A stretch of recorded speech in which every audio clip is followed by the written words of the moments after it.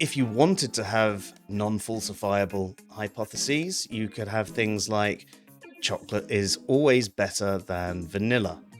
That's purely subjective. It's down to a personal preference. The only person that you could prove that wrong to is yourself. For example, anyone from the UK can go to America and order a Hershey's bar and realize that, yes, in some instances, vanilla is better.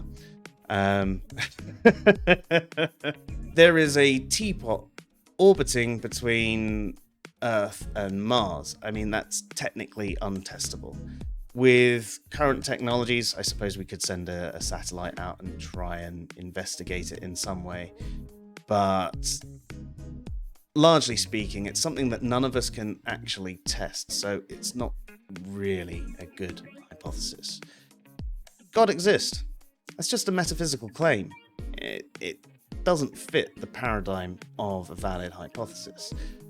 So it's, if you want, a non-falsifiable hypothesis, and therefore does not relate to the alternative and null. And the problem there is you will then find people talking about these sorts of things as valid hypotheses and as if they do relate to some form of null hypothesis, and they will say the null hypothesis is perhaps the negation of one of those things, which again, the null is not exactly the negation of any hypothesis.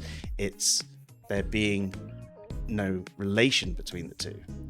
The question then comes, why would anyone call an explanation that doesn't have the normal qualities of a hypothesis, for example, the predictive qualities, the variables, the ability to be tested and falsified and so on, a hypothesis at all? Like there's a difference between a scientific theory and the colloquial use of theory, which just means an idea, or there's a difference between how we might be talking about evolution in the sense of biological evolution, or just the evolution of my ideas, which is just talking about my ideas changing over time. There is a difference between all the types of hypothesis mentioned, especially when it comes to the scientific or causal hypothesis. Like there's a difference between a scientific theory and the colloquial use of theory, which is just an idea, or perhaps how biological evolution is quite different to how I might say, oh, my ideas have evolved, which just means they've changed over time. There is also a significant difference between all those types of hypotheses mentioned, especially the scientific or causal hypothesis, and the non-falsifiable hypothesis, which is basically mere conjecture or an assumption or a belief.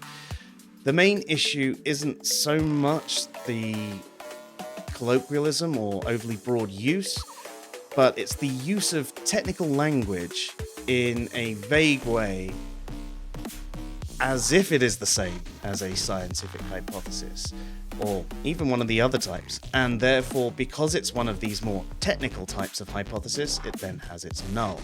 But of course it doesn't fit the paradigm of one of these hypotheses, so it doesn't have an alternative and a null.